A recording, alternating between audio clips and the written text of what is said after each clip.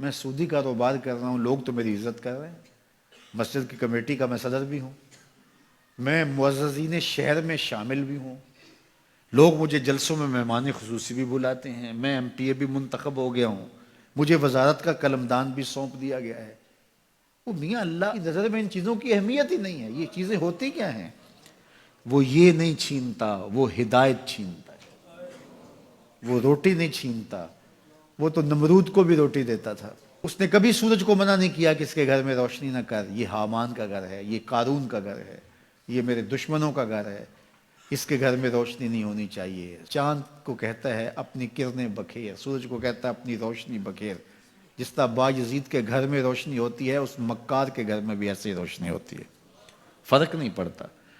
تو وہ کرم نوازیاں تو نہیں رکتی، لیکن اللہ جب کسی سے ناراض ہوتا ہے تو اس سے ہدایت کی توفیق سلب کر لیتا ہے، تو اعلان جنگ ہوتا ہے۔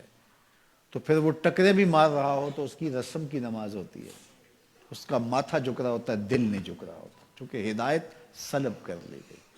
جب اندر سے روح ہی نکال لی جائے تو باقی بچتا کیا ہے؟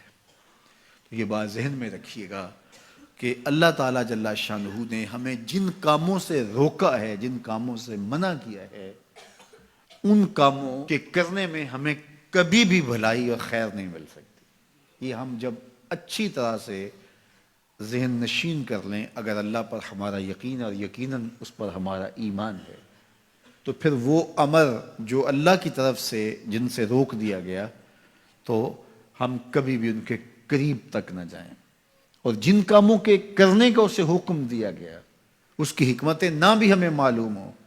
آج جدید سائنس تحقیقات کرتی ہے تو ہمارے سامنے آتا ہے کہ وضو کے کیا فوائد ہیں۔ آج ہمیں لوگ بتاتے ہیں کہ جناب آپ امامہ باندھیں گے تو سن سٹروک سے بچ جائیں گے۔ آج دنیا تحقیق اور جستجو کر کے نماز اور دوران خون اور جو ہے وہ نماز کی برکتیں اور کتنی بیماریوں سے نماز کے ذریعے سے بچنے کی کہانیاں سناتے ہیں۔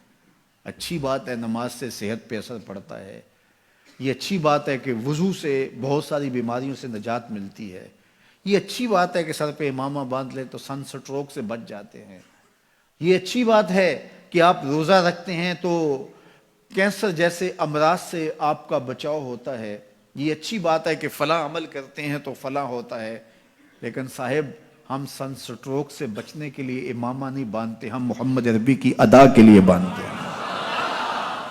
دوران خون کے لیے نماز نہیں پڑھتے، ہم رب کے حضور سجدہ ریزی کے لیے اس کے حضور اپنی نیاز مندیوں کا سر جھکاتے ہیں۔ تو حکمتیں بھی ہیں، وہ برکتیں ذیل میں آتی ہیں۔